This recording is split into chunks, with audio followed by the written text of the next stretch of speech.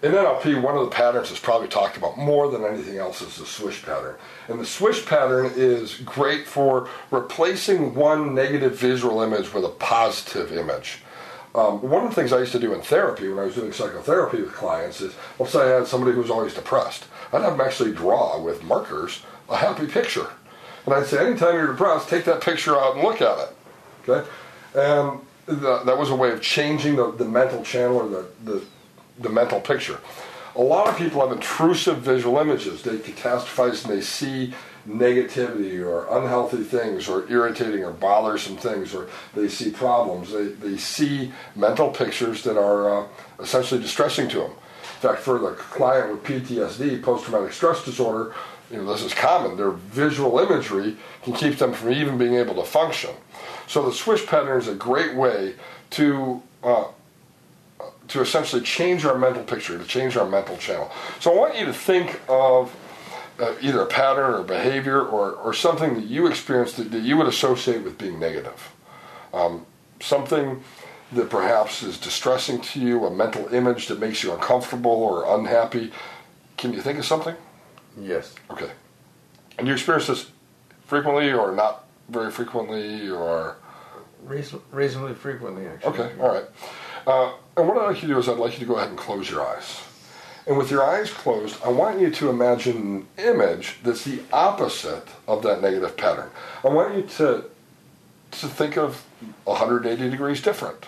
If one image is negative, the other one positive. If one is black and white, I want you to make the other one color. I want you to think of, in as much detail as you can, a mental image that's completely different than that negative or distressing mental image that you first thought of. Now go ahead and open your eyes. You have a mental picture. Okay.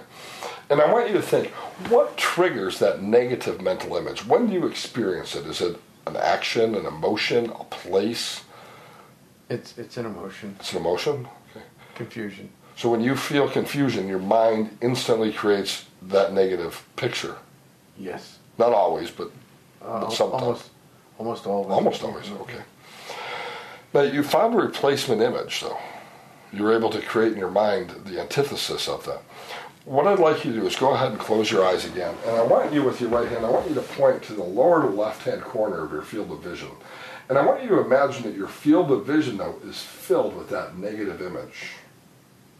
And now as you imagine that negative image filled in that screen with your finger in the lower left-hand corner, I want you to imagine that underneath your finger is that positive image. It's very small, just taking up 1/100th of the space that negative image is. But what I want you to do is imagine that you're swishing the image. The small image into the large image, completely and totally replacing it. 1, 2, 3, take that finger and swish. Swish. Perfect. And when you did that, open your eyes. Were you able to replace that image? Turn it from a tiny one into a big one. Perfect. Let's go ahead and repeat that. Okay? Go ahead, close your eyes.